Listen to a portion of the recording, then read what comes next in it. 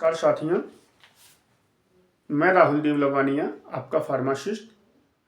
और एक व्यूअर की रिक्वेस्ट पर आज मैं एक ऐसे टॉपिक पे बोलने जा रहा हूँ जिससे आज हर दूसरा व्यक्ति प्रभावित है।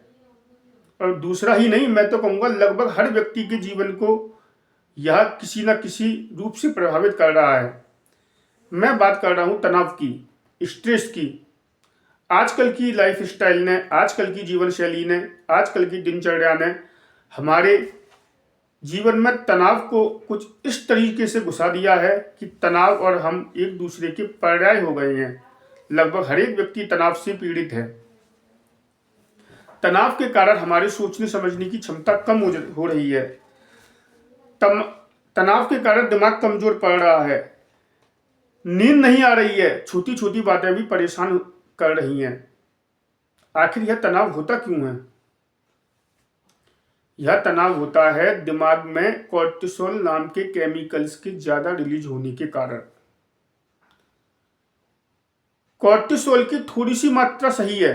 क्यों? क्योंकि यह दिमाग को अलर्ट व एक्टिव मोड में रखता है। लेकिन जब यही कोर्टिसोल जरूरत से ज्यादा रिलीज होने लग जाए तो यह दिमाग के हिप्पोकैम्पस नाम के हिस्से को सिकोड़ने लगता है।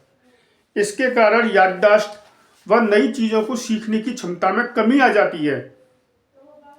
कोर्टिसोल के ज्यादा रिलीज होने के कारण एमिगडाला नाम का हिस्सा ज्यादा सक्रिय हो जाता है। यह हिस्सा इमोशंस को कंट्रोल करने में महत्वपूर्ण भूमिका निभाता है और इसके कारण इमोशंस जैसे एंजाइटी, फियर यानी डर, एंगर यानी क्रोध जैसे इमोशंस आने लगते हैं।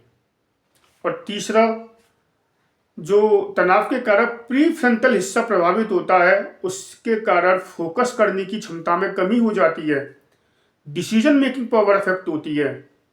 और इस तरीके से इस तनाव स्ट्रेस के कारण हम चिड़चिड़े हो जाते हैं, हमारी पूरा लाइफ स्पॉइल हो जाती है, छोटे छोटे जिंदगी के निर्णय भी प्रभावित होने लगते हैं। लेकिन इस तनाव से बचें कैसे? इसका कैसे मुकाबला करें? इसकी कुंजी भी हमारे ही पास है। हम अपनी दिनचर्या में छोटे छोटे बदलाव कर इस तनाव से मुकाबला कर सकते हैं। तनाव से प्रभावित व्यक्तियों में एक बात बहुत कॉमन देखी गई है और वह यह है कि शारीरिक एक्सरसाइज की कमी। तनाव से प्रभावित व्यक्ति बहुत ही कम एक्सरसाइज करते हैं, ऐसा रिसर्च में कहा गया है। मैं कुछ रिसर्च पेपर भी आपको दिखा सकता हूं, पर वो यहाँ पे दिखाने के लिए उचित माध्यम नहीं है। यदि हम अपनी लाइफ स्टाइल में कम से कम आधा घंटा या तो व्यायाम, एक्सरसाइज, योग, वॉकिंग आदि को शामिल कर लें तो इससे क्या होता है कि एंडोर्फिन्स नाम के हार्मोन्स रिलीज होते हैं और ये हार्मोन्स हैप्पी हार्मोन्स कहलाते हैं, जो हमको खुशनुमा बनाए रखने में मदद करते हैं। और इस प्रकार कम से कम 30 मिनट की वॉकिंग, एक्सरसाइज, योगा, रनिंग, ये सभी तनाव से लड़ने में बहुत हेल्पफुल होते हैं। दूसरा, ब्रीदिंग एक्सरसाइजेज और मेडिटेशन। सुबह शाम 10 से 15 बार ब्रीदिंग एक्सरसाइज, लंबी सांस, आंख बंद करके लंबी सांस लेना और सांस लेते समय अपनी सांस पे फोकस बनाए रखना और इसी तरीके से सांस को छोड़ना, लंबी और गहरी सांस। ये ब्रीदिंग एक्सरसाइज तनाव को कम करने के लिए रामबाण औषधि है। जब कभी भी दिन में तनाव आए, आप कभी भी लंबी और गहरी सांस लेकर देखिए, तनाव तुरंत कम हो जाता है। मेडिटेशन, मैं व्यक्तिगत तौर पे सभी को मेडिटेशन की सलाह नहीं दूंगा। क्योंकि मैंने अक्सर देखा है कि तनाव से पीड़ित व्यक्ति ओवर थिंकर भी होता है और जब वो आंख बंद करके मेडिटेशन मुद्रा में बैठता है तो ओवर थिंकिंग के चलते कोई ना कोई विचार, किसी ना किसी समस्या का विचार उसके दिमाग में आता है और फिर उसी एक विचार से दूसरा विचार, दूसरे से तीसरा विचार और एक विचारों की कड़ी उत्पन्न होती जाती है। और वो आंख बंद करके तो बैठा होता है, सामने वाले के लिए तो वो मेडिटेशन कर रहा है, लेकिन अंदर ही अंदर विचारों की श्रृंखला उसके अंदर चलती जाती है।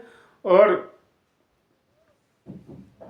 जब वो मेडिटेशन से उठता है तो वो कहता है कि उस समस्या के प्रति मेरे मन में आज एक मेडिटेशन में एक नया एक नई तरीके से, मतलब एक नया रिजल्ट उत्पन्न हुआ है, या मैं शब्द नहीं बता पा रहा हूँ आपको कि नए तरीके से, मतलब उसने विचारों में वो उसमें उलझता रहा और उलझ करके उसने कुछ मन ही मन में बना लिया उसके दिमाग ने, लेकिन उसको लगता है कि मैंने मेडिटेशन करते समय ये बात मेरे दिमाग में आई है, तो ये मेरी आत्मा ने बोला है। ठीक, तो मैं थोड़ा सब्जेक्ट से भटक गया। तो मैं तनाव से पीड़ित व्यक्ति में खास करके जिसने कभी मेडिटेशन नहीं किया हो पहले, उसको इनिशियल स्टेज में अकेले मेडिटेशन की सलाह नहीं दूंगा, किसी इंस्ट्रक्टर के साथ ही मेडिटेशन करे। लेकिन ब्रीदिंग एक्सरसाइजेज जो हैं वो तनाव को नियंत्रित करने में बहुत ही महत्वपूर्ण भूमिका निभाती हैं। और आप एक दो गहरी सांस लेकर देखिए, तनाव तो तत्काल ही छूमंतर हो जाता है। इसके अलावा अच्छा खाना क्या, पैक्ड खाना नहीं खाना है या बहुत कम खाना है, प्रोसेस्ड खाना कम से कम खाना है, हरी सब्जियां, दालें, फल आदि, जितना अच्छा हम प्रकृति से जुड़ा हुआ खाना खाएंगे उतना ही तनाव से लड़ने में हम सक्षम होंगे।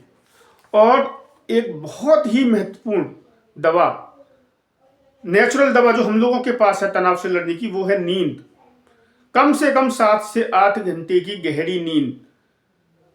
सोने जाने से पहले कम से कम 1 घंटे पहले अपने मोबाइल गैजेट्स को दूर कर दें। सोने से पहले गहरी ब्रीदिंग एक्सरसाइज और 7 से 8 घंटे की गहरी नींद। अगर आप इतनी चीजें कर लोगे तो तनाव आपकी जिंदगी से काफी कम हो जाएगा, और कम मात्रा में है तो रफू चक्कर हो जाएगा। लेकिन इसके बाद भी अगर तनाव नहीं जा रहा तो आपको कहीं ना कहीं दवाइयों की जरूरत पड़ेगी, आपको दवाइयां लेनी ही पड़ेगी। तो कौन सी दवाइयां लें? केवल वही दवाइयां लेनी है जो आपके डॉक्टर द्वारा आपको प्रेस्क्राइब की जाए। किसी के कहने पे आकर, किसी दोस्त के या कोई आपका साथी स्ट्रेस की दवाएं ले रहा है तो उसके कहने पे आकर कोई भी दवा ना शुरू करनी है, न किसी केमिस्ट या किसी झोला छाप के कहने पर कोई दवा आपको लेनी है। केवल वही दवा जो आपको आपके डॉक्टर द्वारा बोली जाए, जिस समय के लिए बोली जाए उस समय उसी मात्रा में लेनी है। यदि आप इन सब चीजों को अपनी दिनचर्या में शामिल करोगे तो तनाव आपकी जिंदगी से काफी कम हो जाएगा, छूमंतर हो जाएगा। साथियों, तनाव आज कोई बीमारी नहीं, आज के समय की हकीकत है। तनाव कोई बीमारी नहीं, आज के समय की हकीकत है। लेकिन आप इसे जितना अनदेखा करेंगे या उतना ही विकराल रूप लेता जाएगा, ये आपके दिमाग को खाता चला जाएगा। इस पे आज ही ध्यान दें। तनाव के कारणों पर आज ही ध्यान दें और तनाव को मैनेज करने की दिशा में आज से ही प्रयास करें। आप अकेले नहीं हैं, इस पूरा मेडिकल फील्ड आपके साथ है। डॉक्टर, फार्मासिस्ट व अन्य मेडिकल फील्ड आपके साथ हैं। इसको मैनेज करने की दिशा में आप छोटे छोटे कदम उठाइए, ये अपने आप चला जाएगा। और अंत में खुश रहें, स्वस्थ रहें। धन्यवाद।